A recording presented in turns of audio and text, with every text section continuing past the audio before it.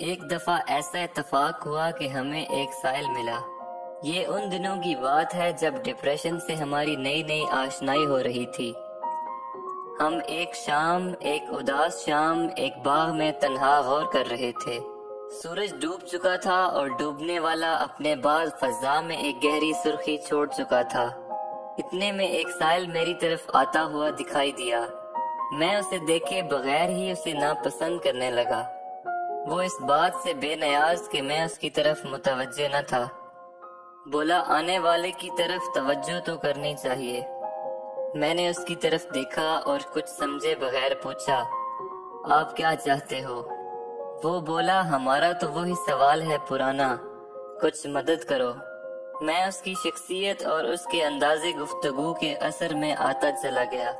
میں نے اس کی مقناطیسی شخصیت کے روب میں آ کر اپنی جیب میں ہاتھ ڈالا اور بڑی احتیاط سے ایک 5 روپے کا نوٹ نکالا اور اس سے کہا، بابا جی قبول فرماؤ۔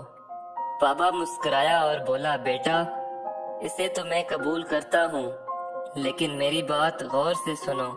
میں بھیجا گیا ہوں تمہیں یہ بتانے کے لیے کہ تم جس کو پریشانی سمجھ رہے ہو، یہ تو اچھے دور کا آغاز ہے۔ جب یوسف علیہ السلام کنویں میں گرائے گئے تو انہیں معلوم نہیں تھا کہ یہ نئے سفر کا آغاز ہے، پیغمبری کا سفر، بادشاہت کا سفر۔ جہاں ایک دور ختم ہوتا وہیں سے دوسرے دور کا آغاز ہوتا۔ کبھی مایوس نہ ہونا اور سائل کو کبھی جھڑکی نہ دینا۔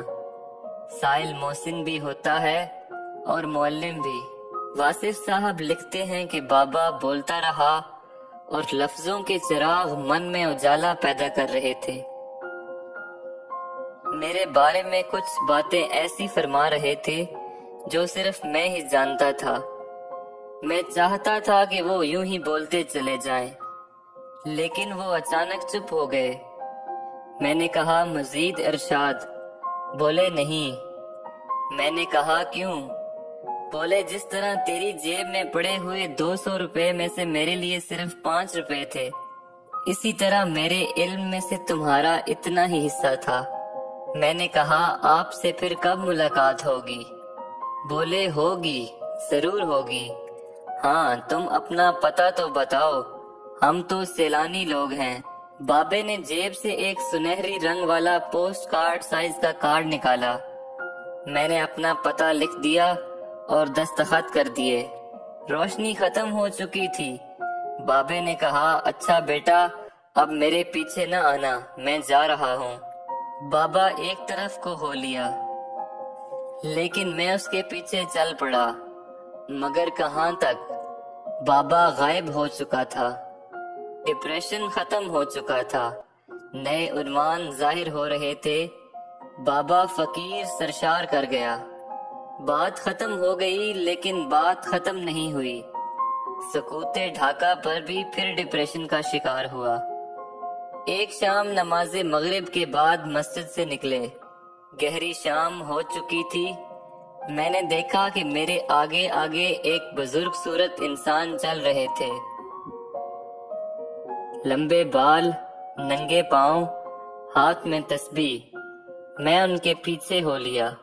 کچھ دور جا کر وہ اچانک رک گئے اور پیچھے مڑ کر مجھ سے مخاطب ہوئے، میرے پیچھے کیوں آ رہے ہو؟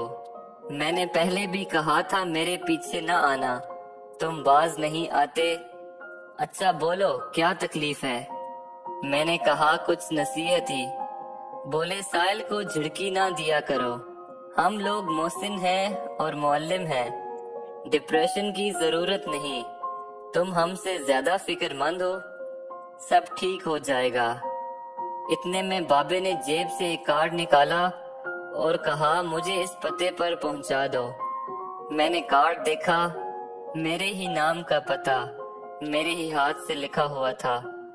میرے پاؤں سے زمین نکل گئی۔ آج سے 15 سال پہلے والا بابا میری نظروں کے سامنے آیا، لیکن یہ بابا وہ نہیں تھا، قطعاً مختلف۔ میں اور حیران ہوا۔ بابا بولا، حیران ہونے کی ضرورت نہیں، ہمارا چولہ بدلتا رہتا ہے، ہم صرف سائل ہیں، محسن اور معلم۔ ہماری شکل و صورت کچھ بھی ہو، ہم وہی ہیں۔ ڈپریشن ختم ہو گیا۔ اللہ کا دوست صرف سائل کے دم سے، سائل کو جھڑکی نہ دو۔ اندھیرے میں روشنی پھیل گئی۔ ہمارے دروازے پر اللہ کی رحمت دستک دیتی ہے اور کہتی ہے خبردار غافل نہ ہونا۔